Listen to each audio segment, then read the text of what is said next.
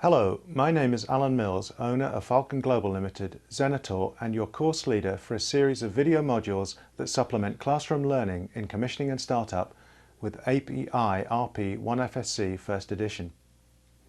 Each module sets out learning objectives and represents the range of topics covered in the course. You can also refer to the course notes in your folder. Or, if you look on your Falcon Global thumb drive, you can follow each module in the PowerPoint and Word files called Commissioning and Startup Workshop. We have a lot to cover in the course of these modules, so let's get started.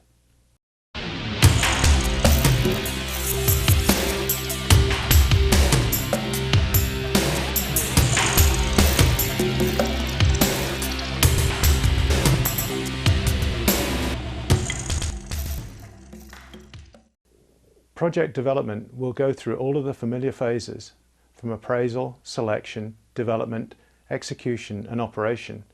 But of course, commissioning and startup isn't just at the end in the operational phase.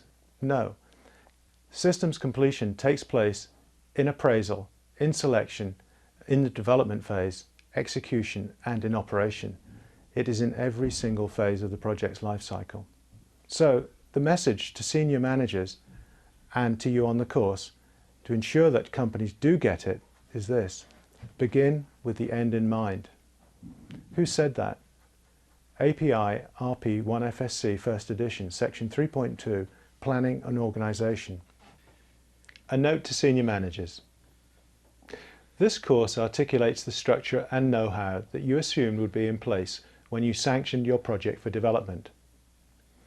Although the economists probably ran sensitivity and risk analyses, your assumption was that the project would be started up on time and safely in accordance with the project schedule.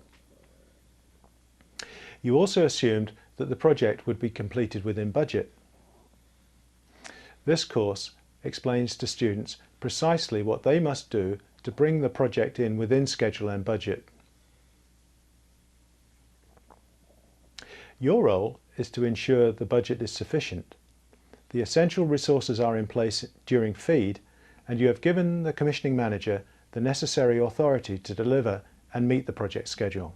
The consequences of not following the direction given in this course are the usual scenario that will be familiar to many of you, with the timeline going out to the right through the wall and the costs going through the roof.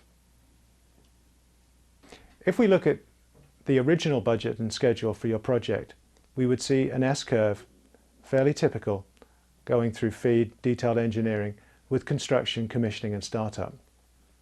We would also see the influence curve, highest at the start of the project and then diminishing to almost nothing as the project duration increases. However, when commissioning and startup hasn't been properly considered, then we have the scenario of blown budget and schedule delays. And we can see the timeline going out through the right and the costs going up through the roof again. This is the situation that we have to avoid.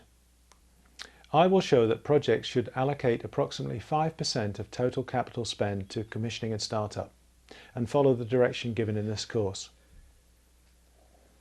Where this has not happened, total CapEx may grow to be more than 10%, with delays in project startup that would be measured in months, maybe years. Commissioning and startup should be performed at the most advantageous location and best opportunity in the project schedule. This does not always mean at the earliest opportunity, but usually does. Pre-commissioning and dynamic commissioning to the maximum extent should be performed at the fabrication yard or shipyard. Yard locations, by definition, will be well supported with good access to resources, materials and spare parts. Productivity should therefore be good or better than elsewhere. When the project has gone offshore, the exact opposite set of conditions will apply. Productivity could be 20% of what was being achieved onshore. Norms for estimating the scope of offshore working are about 5. Therefore, the best opportunity to perform pre-commissioning and dynamic commissioning is probably at the earliest opportunity, in the shipyard. Learning objective.